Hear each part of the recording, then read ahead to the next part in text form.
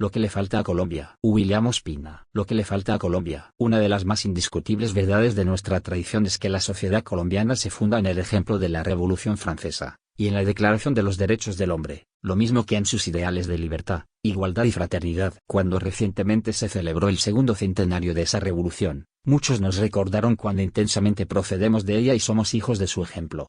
Sin embargo, yo creo que si algo demuestra la sociedad colombiana, y el aparato de sus instituciones, es que nadie procede de una revolución distante, y nadie puede simplemente ser hijo de su ejemplo. Una revolución se vive o no se vive, y la pretensión de heredar sus emblemas sin haber participado de la dinámica mental y social que le dio vida, sin haber conquistado sus victorias ni padecido sus sufrimientos, no es más que una sonora impostura. Nuestra historia suele caracterizarse por esa tendencia a pensar que basta repetir con embeleso las palabras que expresaron una época para ya participar de ella. Basta que gritemos liberté, égalité y fraternité, para que reinen entre nosotros la luminosa libertad, la generosa igualdad, la noble fraternidad, para que ya hayamos hecho nuestra revolución. Pero en realidad nos apresuramos a proferir esos gritos para evitar que llegue esa revolución y para simular que ya la hicimos. 180 años después de su independencia del Imperio Español, la colombiana es una sociedad anterior a la Revolución Francesa, anterior a la Ilustración y anterior a la Reforma Protestante. Bajo el ropaje de una república liberal es una sociedad señorial colonizada, avergonzada de sí misma y vacilante en asumir el desafío de conocerse, de reconocerse, y de intentar instituciones que nazcan de su propia composición social. Desde el descubrimiento de América, Colombia ha sido una sociedad incapaz de trazarse un destino propio, ha oficiado en los altares de varias potencias planetarias, ha procurado imitar sus culturas, y la única cultura en que se ha negado radicalmente a reconocerse es en la suya propia, en la de sus indígenas, de sus criollos, de sus negros, de sus mulatajes y sus mestizajes crecientes. También se ha negado, después de que fuera ahogada en sangre la experiencia magnífica de la expedición botánica, a reconocerse en su naturaleza. Por ello ahora paga las consecuencias de su inaudita falta de carácter. Ha permitido que sean otros pueblos los que le impongan una interpretación social y ética de algunas de sus riquezas naturales. Ha asumido el pasivo y miserable papel de testigo de cómo la lógica de la sociedad industrial transforma por ejemplo la hoja de coca en cocaína, la consume frenéticamente, irriga con su comercio las venas de su economía, y finalmente declara a los países que la cultivan, la procesan y la venden como los verdaderos responsables del hecho y los únicos que deben corregirlo. Así, un problema que compromete la crisis de la civilización, la incapacidad de las sociedades modernas para brindar serenidad y felicidad a sus muchedumbres, el vacío ético propio de una edad que declina, y la necesidad creciente de esta época por aturdirse con espectáculos y sustancias cada vez más excitantes, es convertido por irresponsables gobiernos y por imperios inescrupulosos en un problema de policía, y siempre son los serviles países periféricos que se involucran los que terminan siendo satanizados por el dedo imperial. Ello porque es ley fundamental de todo poder que la culpa siempre sea de los otros, y sobre todo de los débiles. La razón por la cual a los seres humanos nos cuesta tanto trabajo encontrar las causas de los males, es porque lo último que hacernos es mirar nuestro corazón. Siempre miramos el corazón del vecino para encontrar al culpable, y nos aturdimos con la presunción infinita de nuestra propia inocencia. Así obra el imperio. Incita, paga, consume, produce sustancias procesadoras, pule procedimientos, desarrolla métodos de mercadeo, sostiene inmensos aparatos estatales dedicados a instigar el tráfico para conocerlo y poder reprimirlo, permite que legiones de funcionarios se envilezcan y traicionen el nombre de la patria y de la comunidad, sacraliza prácticas degradantes y repugnantes bajo la vieja enseña de que el fin justifica los medios, y finalmente se declara inocente víctima de una conspiración, y convoca a la cruzada de los puros contra los demonios. Pero esto que ocurre en el campo de las relaciones internacionales, y que repite lo que ocurrió siempre en las desiguales relaciones entre el país y los otros, es apenas uno de los marcos en los cuales se mueve la increíble realidad de nuestro país. ¿Cómo se sostiene una sociedad en la que todos saben que prácticamente nada funciona? Desde los teléfonos públicos que no sirven para hacer llamadas hasta los puentes que no sirven para ser usados, y los funcionarios públicos que no sirven para atender a las personas, y las fuerzas armadas que no sirven para defender la vida de los ciudadanos, y los jueces que no sirven para juzgar, y los gobiernos que no sirven para gobernar, y las leyes que no sirven para ser obedecidas. El espectáculo que brindaría Colombia a un hipotético observador bien intencionado y sensato sería divertido si no fuera por el charco de sangre en que reposa. Cualquier colombiano lo sabe, aquí nada sirve a un propósito público. Aquí solo existen intereses particulares. El colombiano solo concibe las relaciones personales, solo concibe su reducido interés personal o familiar, y a ese único fin subordina toda su actividad pública y privada. Palabras como patria causan risa en Colombia, y los únicos seres que creen en ellas Los soldados que marchan cantando hacia los campos de guerra, son inocentes víctimas que lo único que pueden hacer por la patria es morir por ella. Todos los demás tienen montado un negocio particular. Y lo más asombroso es que el Estado mismo es el negocio particular de quienes lo administran a casi todos los niveles. Ay del que pretenda llegar a moralizar o a dar ejemplo en semejante sentina de apetitos. Ay del funcionario que intente trabajar con eficiencia, cuando todos los otros derivan su seguridad de una suerte de acuerdo tácito para entorpecerlo todo, y para permitir que el Estado no sea más que un organismo perpetuador del desorden y de la ineficiencia social. Del Estado colombiano se puede decir que presenta dos características absolutamente contradictorias. Esto es un Estado que no existe en absoluto, y es un Estado que existe infinitamente. Si se trata de cumplir con las funciones que universalmente les corresponden a los Estados, brindar seguridad social, brindar protección al ciudadano, garantizar la salud, la educación, el aseo público, la igualdad ante la ley, el trabajo, la dignidad de los individuos, reconocer los méritos y castigar las culpas, el Estado no existe en absoluto.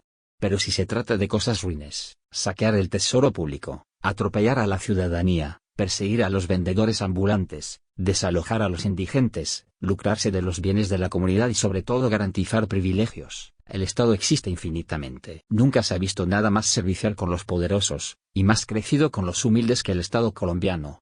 ¿Y ello por qué? Porque desde hace mucho tiempo el Estado en Colombia es simplemente un instrumento para permitir que una estrecha franja de poderosos sea dueña del país, para abrirles todas las oportunidades y allanarles todos los caminos, y al mismo tiempo para ser el muro que impida toda promoción social, toda transformación, toda sensibilidad realmente generosa.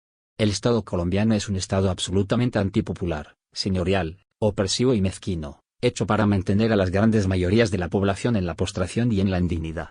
No hay en él ni grandeza ni verdadero espíritu nacional. Antes, para comprobar esto había que ir a ver cómo se mantienen en el abandono los pueblos del litoral pacífico, los pueblos del interior de Bolívar, las regiones agrícolas, las aldeas perdidas. Ahora basta con recorrer las calles céntricas de la capital. Ahora no hay un solo campo de la realidad en el que podamos decir que el Estado está ayudando a la nación, está formulando un propósito, está construyendo un país. Pero, ¿dónde están las autorrutas? ¿Dónde están los puentes? ¿Dónde están los ferrocarriles? ¿Dónde están los astilleros? ¿Dónde están los puertos? ¿Dónde está la justicia? ¿Dónde está la seguridad social? ¿Dónde está la agricultura? ¿Dónde está el empleo? ¿Dónde está la seguridad de los campos? ¿Dónde está la labor del Estado? Esta rapiña, esta mezquindad, esta irresponsabilidad en todos los campos de la vida, es el Estado ante el cual debemos doblegarnos, y al cual no podemos criticar porque se nos acusaría de atentar contra las instituciones. A mí me enseñaron desde niño que toda tiranía se disfraza con la máscara de la respetabilidad, pero que es fácil saber cuando una nación está en manos de un tirano. Si nadie puede esperar de él soluciones, si el país entero pierde la esperanza, si la gente tiene miedo de exigir, de criticar, de reprobar, si reina la impunidad y la miseria, si los campos están en manos de la guerrilla, las ciudades en manos de la delincuencia, la economía en manos de los traficantes, y las relaciones con el mundo en manos de los delegados del imperio, ¿es eso un Estado nacional? ¿No será más bien la vergonzosa tiranía de una casta de burócratas irresponsables dedicados a adularse los unos a los otros, la coreografía de venias recíprocas de todos los agentes de la corrupción?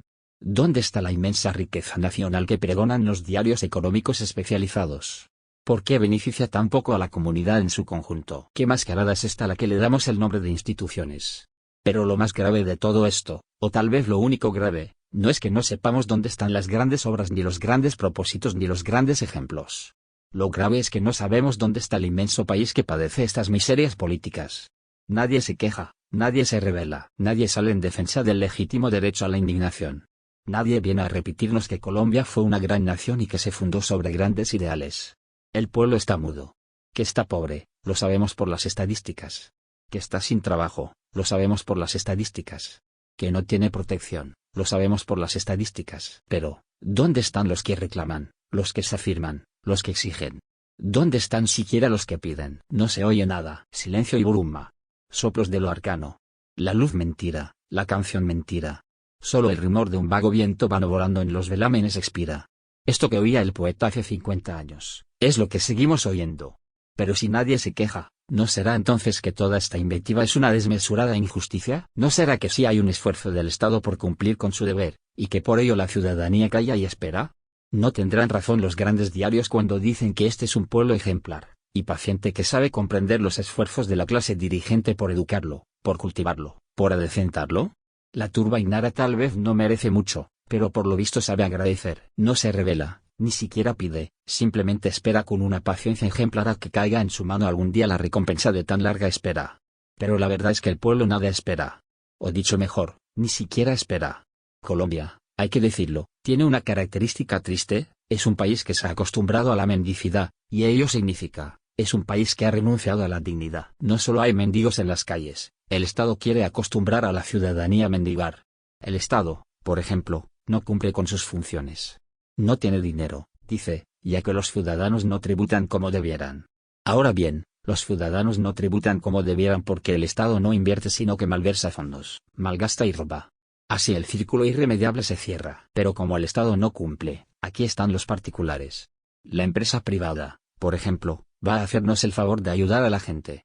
A las comunas deprimidas, a los litorales abandonados, a los pueblos perdidos, llegan a veces las misiones de beneficencia de las empresas a hacer lo que el Estado no hizo. Por un lado, por supuesto, todas estas misiones filantrópicas obtienen del Estado exenciones y reconocimientos. Pero además la sociedad les debe gratitud a estos generosos apóstoles del interés público. ¿Qué hay de malo en ello? Que nos acostumbran a recibir y agradecer como limosna lo que se nos debe por derecho. Así la vida se vuelve un milagro solo posible por la filantropía de unos cuantos, y la sociedad nunca está compuesta por individuos libres y altivos, por seres dignos y emprendedores que se sientan con derecho a exigir, que se sientan voceros de la voluntad nacional, sino por sumisos y agradecidos mendigos. Pero el Estado mismo mendiga sin cesar, y solo en este terreno asume su función de dar ejemplo. Si hay una catástrofe, un terremoto, digamos, y en una ciudad mediana se caen 10 edificios, podemos estar seguros de que al ser entrevistado el jefe de la oficina de desastres a propósito de qué se está haciendo para responder al problema, el funcionario dirá: ya estamos pidiendo ayuda a los organismos internacionales. ¿Cómo? ¿Un país que no es capaz de reconstruir 10 edificios derrumbados? ¿Un país que en lo primero que piensa es en pedir limosna a los organismos planetarios? Ese es el ejemplo de nuestro Estado. Mientras aquí dentro los funcionarios y los contratistas vuelan con el dinero de los contribuyentes, que los organismos internacionales nos reconstruyan los edificios. Y así se extiende el más peligroso, el más desalentador, el más adormecedor de los males de la nación, la indignidad, la falta de orgullo, la aterradora falta de carácter que carcome al país, y de la que son notables exponentes casi todos nuestros gobernantes. A veces puede fallarles la memoria, a veces puede fallarles la responsabilidad, a veces puede fallarles la ética, siempre, en el momento en que es más necesario, les falla el carácter.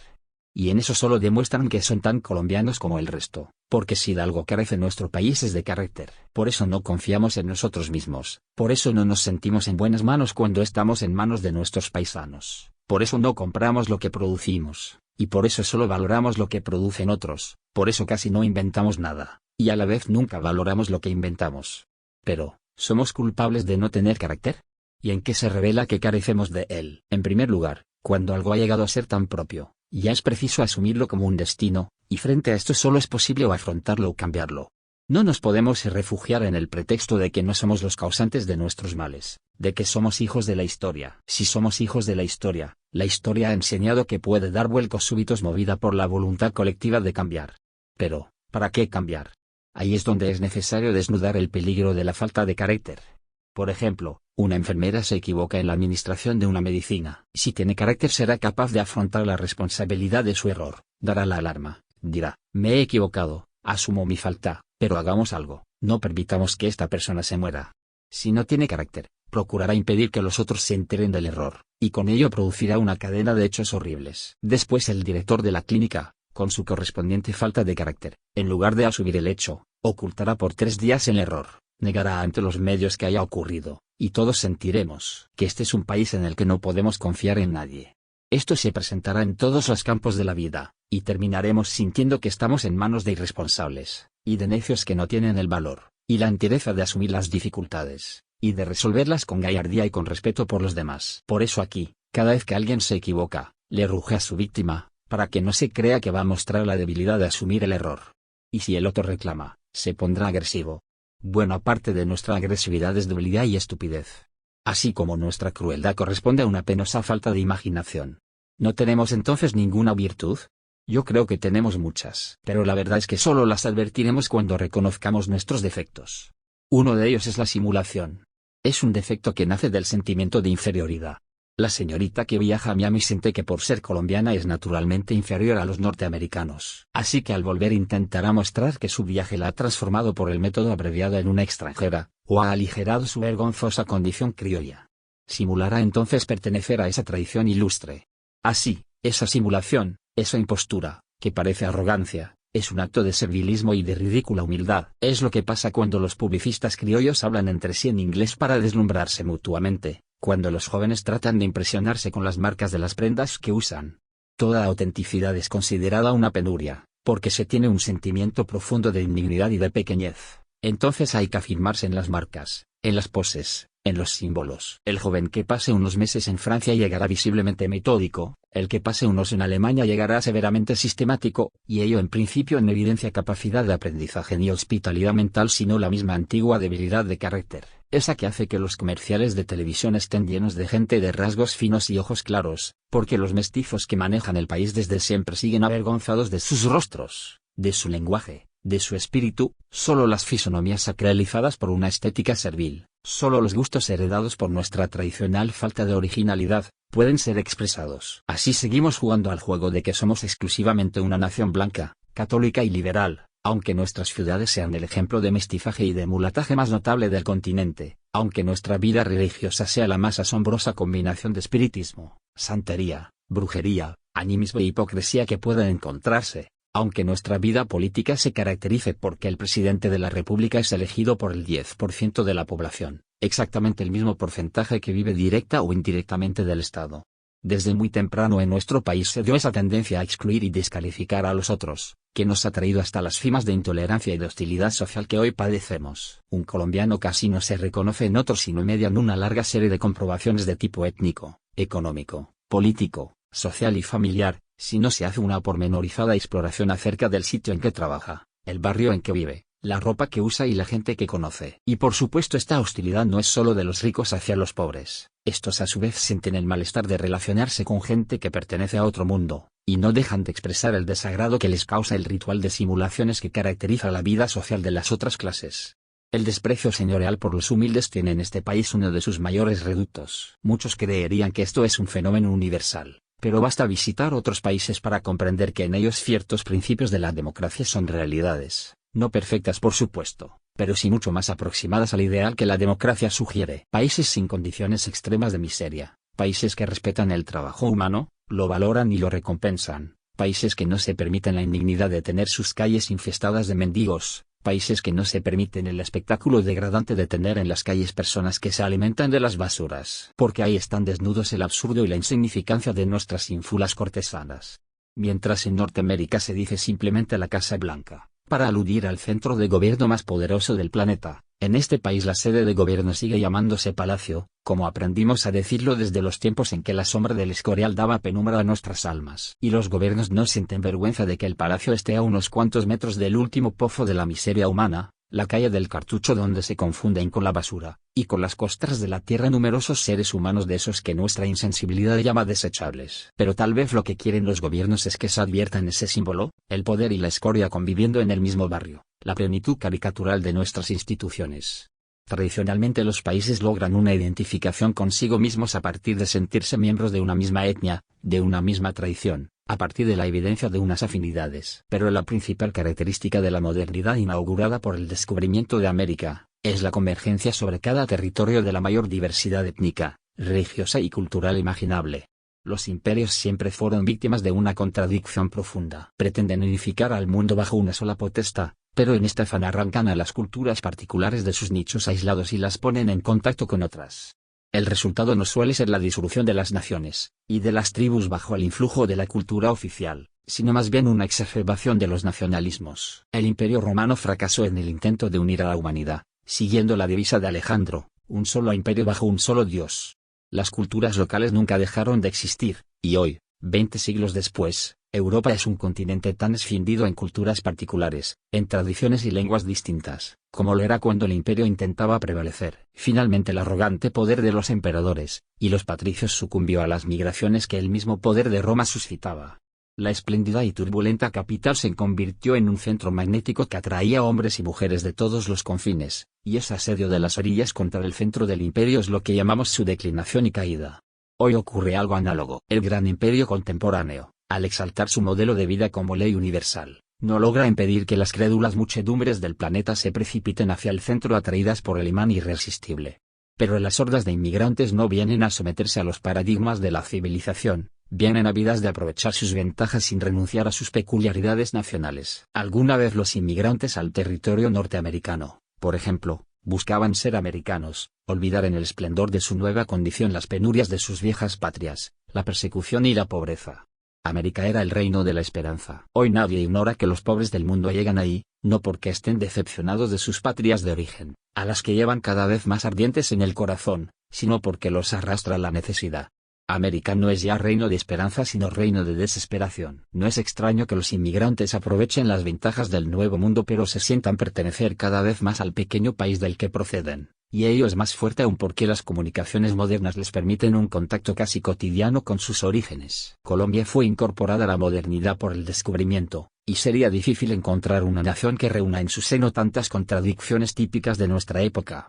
Está en ella desde el comienzo el conflicto entre los pueblos nativos y los pueblos invasores. Como este conflicto no llevó a un exterminio de la población nativa al modo de Norteamérica, surgió un tercer elemento en conflicto, el mestizaje, que por ser hijo de razas que se repelían y se descalificaban mutuamente, no vino a ser una síntesis sino un nuevo contendor, incapaz de identificarse consigo mismo y que buscó siempre en lo distante, y en lo ilustre su justificación y su lenguaje. Están también los pueblos afroamericanos, cuyos padres llegaron en condición de extranjeros y de esclavos.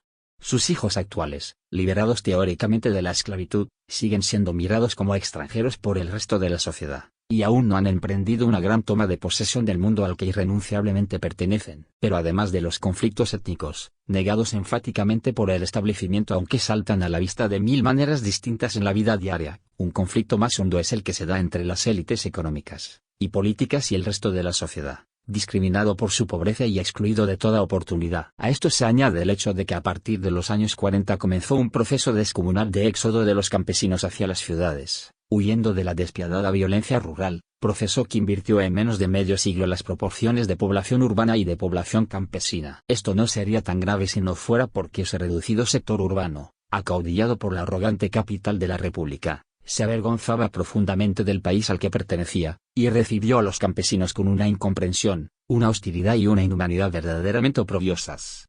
Los campesinos venían de una cultura largamente establecida. Tenían una sabiduría en su relación con la tierra, un lenguaje lleno de gracia, en el que la rudeza y la ternura encontraban una expresión elocuente y vivaz. Eran seres dignos y serenos incorporados a una relación profunda y provechosa con el mundo. De la noche a la mañana, estos seres se vieron arrastrados por un viento furioso que los arrancó a la antigua firmeza de su universo, y los arrojó sin defensas en un mundo implacable. Su sencillez fue recibida como ignorancia, su nobleza como estupidez, su sabiduría elemental como torpeza. Es imposible describir de cuántas maneras las inmensas masas de campesinos expulsados se vieron de pronto convertidos en extranjeros en su propia patria, y el calificativo de montañero se convirtió en el estigma con el cual Colombia le dio la espalda a su pasado, y abandonó a sus hijos en manos de los prejuicios de la modernidad. De pronto el país de la simulación, incapaz de construir algo propio en que reconocerse, descubría los paradigmas del progreso solo para utilizarlos contra sí mismo, y se plegaba como siempre, sin criterio, sin carácter, sin reflexión y sin memoria, a los dictados de un hipotético mundo superior. La principal característica de las clases dirigentes colombianas no ha sido la maldad, la crueldad o la falta de nobleza, sino fundamentalmente la estupidez. O, mejor dicho, es de esa estupidez que brotan como cabezas de hidra todos los otros males.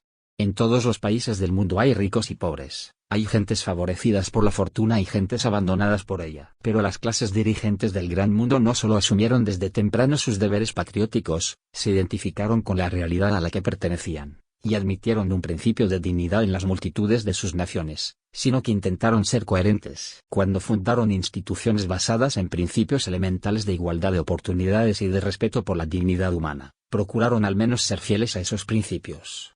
Algo les enseñó que uno no puede impunemente permitir que proliferen la miseria y la indignidad. A ello contribuyó en muchas partes la ética de unas religiones que se sentían responsables por sus fieles, una ética que comprometía la conducta, mientras ya se sabe que la ética religiosa de nuestra nación se basa asombrosamente en el criterio de que el que peca y reza empata, y sugiere que la vida religiosa no consiste en obrar bien sino en arrepentirse a tiempo. Aquí las gentes se sienten cumpliendo con sus deberes religiosos no si son nobles y generosas con los demás, de acuerdo con el precepto de Cristo, sino si cumplen con la liturgia. Para salvarse no había que cumplir con la humanidad, bastaba cumplir con la Iglesia. Desde temprano se permitió, pues, que proliferara aquí la pobreza, porque esos seres de otras razas y otras culturas no merecían el respeto y la solicitud de la gente bien, y apenas si eran dignos de caridad.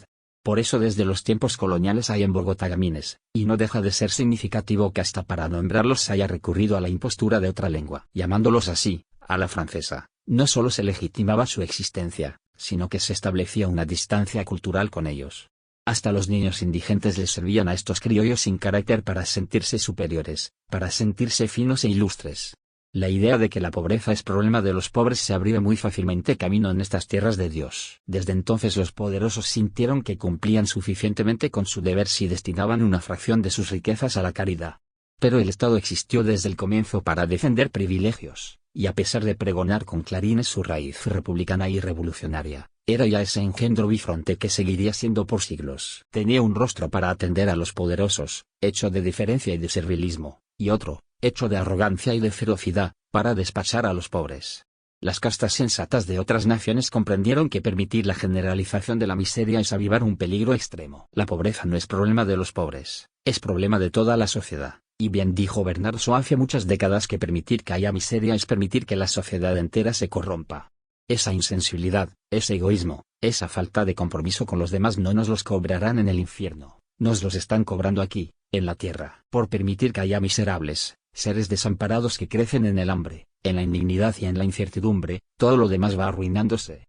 No es que en este país los pobres no puedan vivir, es que ya tampoco los ricos pueden hacerlo. Permitir que haya extrema pobreza es hacer que crezcan las verjas en torno a las residencias, que se multipliquen las cerraduras, que sea necesario un ejército de vigilantes privados, es hacer que ya los hijos no puedan ir tranquilos al colegio, que no puedan salir confiadamente a los parques. La clamorosa estupidez de los dueños del país ha hecho finalmente que tampoco ellos puedan ser los dueños del país, que las calles sean tierra de nadie, que todos nos sintamos sentados sobre un polvorín. Ahora, por fin, quienes se lucraron siempre de las miserias nacionales, los que aún de la pobreza de los otros hicieron su negocio, comienzan a sentir que algo hiede en Dinamarca y se apresuran a buscar, como siempre, al culpable.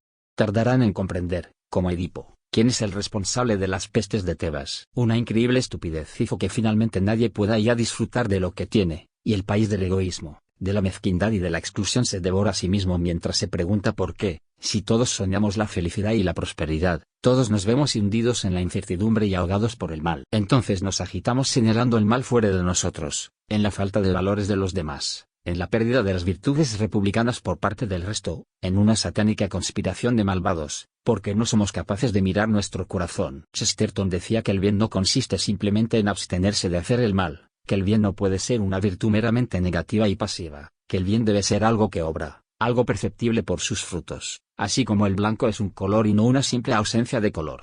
Por eso he dicho al comienzo que el peor de los males de Colombia no es lo que se ve sino lo que no se ve. El inmenso pueblo excluido que no se manifiesta, o que tan plenamente ha perdido la confianza que prefirió replegarse hacia la vida personal, vivir al margen del Estado corrupto y hostil, procurando salvarse solo, como pueda, y entregado a la tarea a la vez precaria y heroica de rebuscar la subsistencia en una lucha de todos contra todos, porque ningún propósito colectivo puede ser reivindicado, porque ya nadie puede sentirse parte digna y orgullosa de una nación.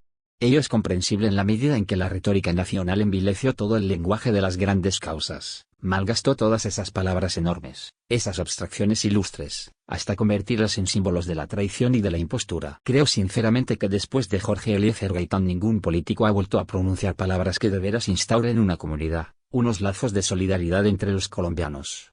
Desde entonces Colombia sigue despidiendo sus esperanzas en los cementerios y ahora, como un alto símbolo de la época, no cree en nada. El cuadro que nos ofrece la Colombia de hoy, intimidada por sí misma, acorralada por sí misma, hundida en un nudo de guerras crueles y estériles, donde todos los que obtienen algún beneficio cierran los ojos, y se dicen de nuevo que es solo por ahora, que ya pasará la tormenta. Ese cuadro confuso podría ser descrito por estos versos de W. Yeats: los mejores carecen de toda convicción, en tanto que los peores están llenos de apasionada intensidad. Sí, El mal de Colombia es la incapacidad de reaccionar, la pérdida de la confianza, la pérdida de la esperanza, la abrumadora falta de carácter que hace que hayamos cometido el error de llegar a la sociedad que tenemos, y en vez de reconocerlo cerremos los ojos, negándonos a la difícil pero prometedora transformación que nos está exigiendo la historia. Solo cuando las grandes multitudes de este país, incluidos los sectores dirigentes que sean capaces de cambiar su necedad por algo más inteligente y más práctico, se llenen de la convicción de que el país sería mejor si nos dejáramos de imposturas, de simulaciones y de exclusiones, solo cuando el país abatido y desconfiado se llene de la apasionada intensidad que hoy solo tienen los que viven de la guerra y del caos, nos haremos dignos de un destino distinto, y podremos cambiar este coro de quejas inútiles que se oye en todas partes, por algo más alegre y más fecundo. Nos gustaría que los teléfonos públicos sirvieran para hacer llamadas, que funcionaran los medios de transporte, que las autorrutas sirvieran para ser transitadas, que estuvieran señalizadas correctamente para que no nos cueste tanto trabajo el viaje más elemental, que la tecnología que usamos consulta al país en el que se aplica, y así no se hundan las carreteras porque esto ni se agrieten porque aquello, que los productos de nuestra naturaleza sean conocidos y utilizados de un modo razonable, que no permitamos que sean otros pueblos, y otros prejuicios los que nos dicten cómo manejar nuestras riquezas, que la justicia funcione. Pero para ello es necesario saber cómo somos, y a qué podemos comprometernos en un contrato social. Llevamos siglos desobedeciendo códigos perfectos, transgrediendo normatividades admirables y vanagloriándonos de la perfección de unas instituciones a las que nadie respeta. Nos gustaría que los puentes no se cayeran, que las fuerzas armadas sirvieran para defender la vida, honra y bienes de los ciudadanos. Que tuviéramos de verdad derecho al trabajo. Que el trabajo, como quería Jorge Eliezer Gaitán, fuera tan valorado entre nosotros como en esos pueblos a los que tanto admiramos, y de los que tan poco aprendemos por entregarnos solo a la vana simulación. Nos gustaría vivir en un país de gente digna, donde la pobreza no signifique desprecio social ni miseria moral, donde el Estado se esfuerce por dignificar a la población, donde los policías tengan para los pobres algo mejor que garrotes, y aprendan a ser los servidores de la comunidad, en vez de las potestades arbitrarias que ahora se ven obligados a ser. Quisiéramos encontrar a lo largo y ancho de la incomparable geografía nacional pueblos dignos y serenos, que lo mejor que somos aflore en nuestros rostros, que no se mueran esa nobleza, esa hospitalidad, esa familiaridad que siempre caracterizaron a nuestros pueblos campesinos, y que alientan todavía bajo las tensiones y las violencias de la modernidad. Nos gustaría ver los ferrocarriles, los astilleros, los puertos, ver los litorales favorecidos por un Estado verdaderamente nacional y verdaderamente respetuoso. Y nos gustaría que el Estado colombiano, que ya ha obligado a la nación no solo a vivir sin estímulos y sin protección, sino a vivir a pesar de sus instituciones, se convirtiera en un Estado mínimamente eficaz en las cuestiones básicas de interés público que le atañen, dejar de ser un instrumento para defender privilegios y garantizar desigualdades, y nos diera, como quería Borges de todo Estado, un severo mínimo de gobierno. En Colombia hoy no se trata de construir un Estado infinitamente poderoso, intervencionista y molesto, ya que la sociedad por fortuna ha aprendido a vivir sin él, sino de desmontar la iniquidad de un Estado antipopular y abusivo, cambiándolo por una administración simple pero respetable y activa, que le sirva a la sociedad para desplegar sus posibilidades, y para enfrentar la rica y dócil naturaleza que nos ha correspondido. Un Estado que por fin se parezca al país, y que esté dirigido por una voluntad nacional. Pero para que eso pueda ocurrir, el Estado de los privilegios, las simulaciones y las imposturas, el Estado de la corrupción y del saqueo, de la insensibilidad y del irrespeto por el ciudadano debe desaparecer de un modo absoluto y no merece la menor consideración. Sus funcionarios, sus autoridades y sus políticos son apenas producto de los malos hábitos de una larga historia. No son ellos la causa sino la consecuencia del Estado que existe, así como el Estado es la consecuencia de la sociedad que somos y que debe cambiar si queremos sobrevivir. Así, es claro para mí que no es el Estado el que puede cambiar a la sociedad, sino por el contrario la sociedad la que debe cambiar al Estado, no solo su administración y sus funcionarios sino su estructura y su lógica. Pero para ello la sociedad misma debe hacerse otra, y solo de la iniciativa social no estatal podrá salir esa sociedad nueva cuyo fundamento sea la semilla moral que hay en todos, y la insatisfacción y el hastío que ya siente la sociedad entera.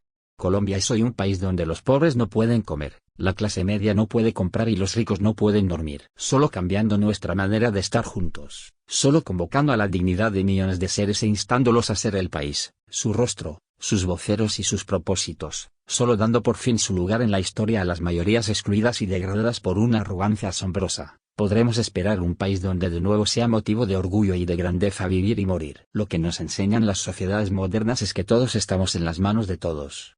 ¿Durante cuánto tiempo se resignarán los privilegiados a pagar sus privilegios con zozobra, avanzando por las avenidas entre nubes de guardaespaldas, solo porque el país en que nacieron ha dejado de ser una patria y se ha erizado de enemigos? ¿Cuánto tiempo tardarán en entender que algo anda mal en el orden social si los ancianos no pueden caminar sosegadamente por los parques, si la desaparición accidental de un niño en un centro comercial produce un espanto indescriptible? Nuestro mundo se ha enrarecido, pero ¿cómo extrañarnos de eso si su historia ha sido un proceso creciente de expropiación, no solo de los saberes materiales sino de la dignidad, y de la misma condición humana de legiones y legiones de seres? Si los funcionarios del Estado delinquen, si los depositarios de la fe pública saquean el tesoro, si los encargados de defender la ley, y de velar por su majestad no se sienten sometidos a ella y la violan a su antojo, ¿cómo podremos reclamar que se comporten como ciudadanos los que crecen en el abandono, formados en la amargura y el resentimiento? Los que no tienen nada que agradecerle a la sociedad, los que no esperan nada de ella.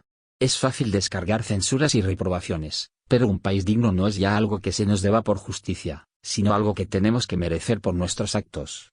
Como me decía hace poco un amigo, empezar de cero sería más fácil. Si la tarea fuera cambiar al gobierno, o cambiar a los funcionarios, o cambiar al Estado, todo sería relativamente sencillo. Sería un problema de campañas electorales, o de campañas moralizadoras, o a lo sumo de grandes cambios constitucionales. Pero es algo más vasto y a la vez más sutil lo que se requiere, es cambiar ese modo de nuestro ser que es el substrato en que reposa todo el desorden de nuestra nación. Y el principal legado de nuestro ser colombiano tiene que ver con lo que más nítidamente nos tipifica desde el comienzo. La tarea más urgente de la humanidad en general es la tarea de reconocerse en el otro, la tarea de asumir la diferencia como una riqueza, la tarea de aprender a relacionarnos con los demás sin exigirles que se plieguen a lo que somos o que asuman nuestra verdad. Frente a los fascismos que hoy resurgen en tantos lugares del planeta se alza esta urgencia de hacer que en el mundo persista la diversidad de la que depende la vida misma. El triunfo de un solo modelo, de un solo camino, de una sola verdad, de una sola estética, de una sola lengua, es una amenaza tan grande como lo sería en el reino animal el triunfo de una sola especie o en el reino vegetal el triunfo de un solo árbol o de un solo helecho. En esta defensa de la diversidad cabe la lucha por la existencia de muchas naciones distintas, con sus lenguas distintas, con sus culturas, con sus indumentarias, con sus dioses y, si se quiere, con sus prejuicios. Y así se ve mejor el peligro de las hegemonías y de los imperialismos. Cuando la guerra de los Boers en Sudáfrica, a comienzos de siglo, Chesterton se declaró partidario de los nacionalistas sudafricanos en nombre del nacionalismo inglés. Acusado de traición respondió, yo soy nacionalista. Ser nacionalista no es solo querer a la propia nación sino aceptar que los demás tengan la suya. Ser imperialista, en cambio, es en nombre de la propia nación querer quitarle su nación a los otros. Es en esta lucha por el reconocimiento del otro, y el respeto por él donde se inscribe en nuestro tiempo la singular tarea de los colombianos. Porque como muchos países modernos y acaso un poco más, Colombia es por excelencia el país del otro. Y toda su desdicha ha consistido en la incapacidad de reconocerse en el otro porque el otro es siempre distinto, no es el hermano, ni el miembro de la etnia, ni el miembro de la tribu, ni el correligionario, ni el miembro de la misma clase social, ni del mismo partido. Cada colombiano es el otro, lo distinto, lo que no se confunde conmigo. Esta extrema individualidad es el fruto de todas las tensiones de Occidente condensadas en un solo territorio. Del choque entre Europa y América, del choque entre los blancos y los indios, del choque entre los católicos y los paganos, del choque entre los amos y los esclavos, del choque entre las metrópolis y las colonias, del choque entre la barbarie y la civilización, y la imposibilidad de saber cuál es cuál, del choque entre los peninsulares y los criollos, del choque entre la capital y la provincia, del choque entre los citadinos y los montañeros, del choque entre los ricos y los pobres, del choque entre los educados y los ignorantes, del choque entre los funcionarios y los particulares, del choque entre los caribeños y los andinos, del choque entre los que son gente y los que no son gente, del choque entre los federalistas y los centralistas, del choque entre los tradicionalistas y los radicales, del choque entre los camanduleros y los comecuras, del choque entre los liberales y los conservadores, del choque entre los bandoleros y las gentes de bien, del choque entre las fuerzas armadas y los subversivos, de las largas y recíprocas descalificaciones entre todos estos bandos que se odian y se niegan, sin saber que no son más que los herederos y los perpetuadores de una antigua maldición, en el país de los odios heredados, y de las pedagogías de la intolerancia y del resentimiento. Cada colombiano es el otro, y tendrá que luchar contra su propio corazón para lograr ser un poco más generoso, un poco más tolerante, un poco más amistoso, un poco más hospitalario. Si no lo hacemos, seguiremos siendo el melancólico país donde ser inteligente consiste en ser avispado, es decir, capaz de engañar al otro sin escrúpulos, donde ser noble es ser idiota, donde diferir de los otros es despertar el coro de las murmuraciones, y donde una suerte de oscuro y agazapado fascismo sigue nutriéndose del odio y de la exclusión. Borges habla de los hidrógrafos que afirmaban que basta un solo rubí para desviar el curso de un río. Bastaría una sola cosa para que Colombia cambie hasta lo inimaginable. Bastaría que cada colombiano se hiciera capaz de aceptar al otro, de aceptar la dignidad de lo que es distinto, y se sintiera capaz de respetar lo que no se le parece. Ese es el cambio a la vez vasto y sutil del que hablaba. Esa es tal vez la única revolución que necesita Colombia. Fin. Lo que le falta a Colombia. William Ospina.